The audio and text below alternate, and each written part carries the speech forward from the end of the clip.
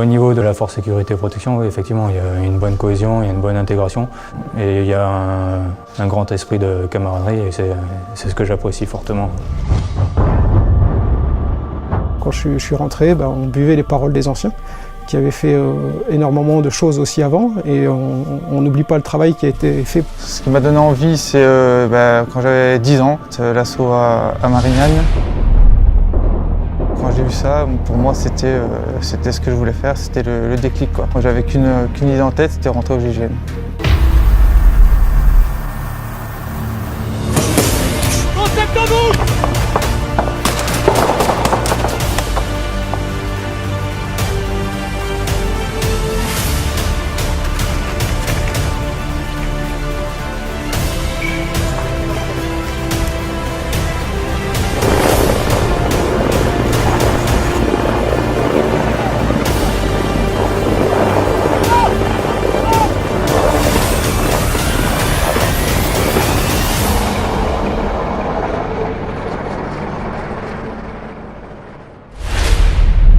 Le GIGN est une unité de gestion de crise dédiée à la lutte contre le terrorisme. Elle compte en son sein une composante spécialisée dédiée à la sécurité-protection. C'est une force qui compte une quarantaine de personnels qui s'engagent à l'étranger comme sur le territoire national.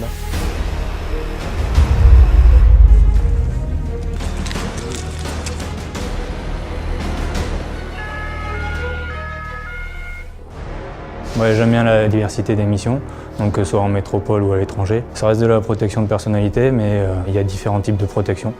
Sur le territoire national, il s'agit principalement de la protection de hautes autorités militaires, mais ça peut très bien être également un engagement sur des grands événements type G8, type Euro 2016. Donc l'engagement à l'étranger constitue le cœur de l'engagement opérationnel en matière de sécurité-protection. Il s'agit principalement de la protection de nos ambassadeurs de France sur les pays en guerre ou en crise. Mon quotidien actuellement, pas de routine, la vie en équipe.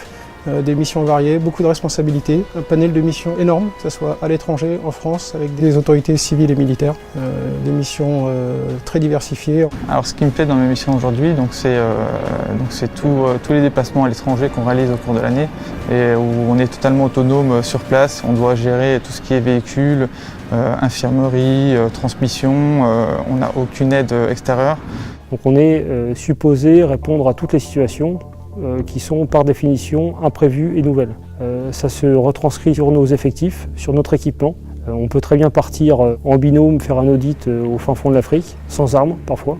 On peut être en équipe de 4-5 en low profile avec de l'équipement discret et on peut être, comme c'est le cas par exemple actuellement à Bagdad, sur des dispositifs beaucoup plus conséquents, avec des véhicules blindés, de l'armement lourd. On est constamment en évolution au niveau de notre métier, du matériel. On s'entraîne toujours à la recherche de la perfection. Donc on va faire des thèmes de protec, des thèmes d'invex, du tir, ou alors ça va être de l'entraînement personnel. On est autonome, donc c'est à moi de pouvoir faire mon entraînement en tir, en sport, que ce soit sur les différents pays qu'on peut avoir. Tir en longue distance, pour ceux qui sont spécialistes d'explo, pareil, l'explo. Voilà. On est chacun autonome et on doit faire en sorte de toujours avoir les mêmes capacités opérationnelles.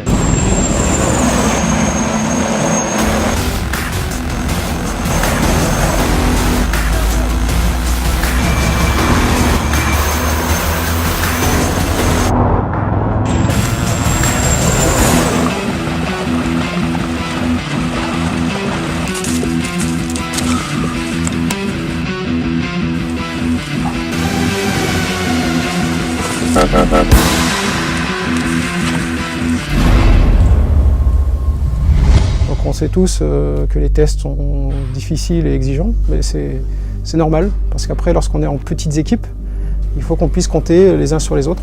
Chacun a une part importante au sein du groupe et en plus on est amené à évoluer. Donc il faut que les gens soient vraiment fédérateurs. On investit beaucoup en termes de sélection mais également de formation. Un jeune gendarme peut rentrer au GIGN comme simple équipier, poursuivre au bout de quelques années sur un poste de chef d'équipe et puis finir comme adjoint ou chef de détachement en France ou à l'étranger. Donc l'opérationnel pourra également s'orienter sur la mission de sécurité au profit du président de la République au sein du GSPR? Ma progression au sein de la Protec, ouais, j'aimerais bien passer chef d'équipe, plusieurs stages aussi, comme le chuteur opérationnel, que ce soit pour le tireur d'élite, pareil, j'aimerais bien aussi. Donc voilà, non, il y a plein de choses à faire.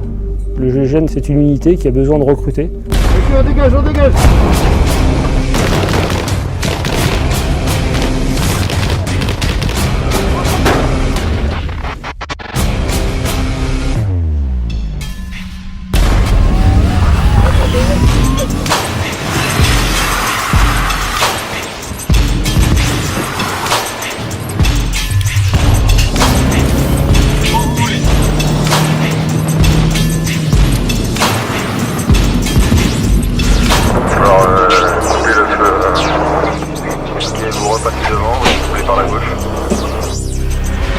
Pour le métier de la sécurité protection, nous recherchons des candidats motivés et qui puissent nous prouver lors des sélections qu'ils ont les capacités de suivre la formation et de devenir un opérationnel au GIGN. Donc je pense que les qualités, c'est avant tout avoir de l'intelligence de situation, pouvoir s'adapter, pouvoir acquérir tous les savoir-faire que l'on va leur inculquer pendant le stage de formation. Et ensuite, une fois que le jeune candidat devient opérationnel, il s'agit de l'intégrer dans le collectif avec ses qualités, avec sa personnalité. À l'issue, une fois que ce candidat devient opérationnel, il sera rapidement déployé au sein d'une équipe de spécialistes pour remplir sa mission.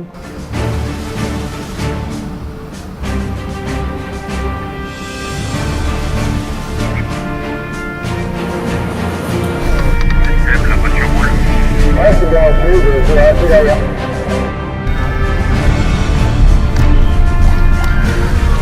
Ça tient bien.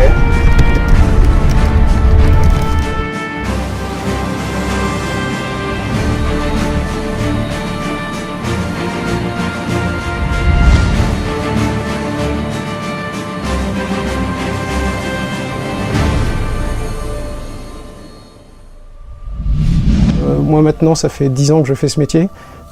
Si c'était à recommencer, je recommencerai demain. C'est une expérience très très enrichissante. Donc il faut foncer, il n'y a même pas de questions à se poser. C'est la vitrine de la gendarmerie. Pour moi, il n'y a rien de plus beau que le GIGN. J'ai trouvé ce que je suis venu chercher ici, quoi. Fais en sorte d'accomplir ton rêve. J'ai eu la chance de réussir la semaine de test et la sélection ainsi que le stage. Aujourd'hui, je m'éclate entièrement dans mon travail.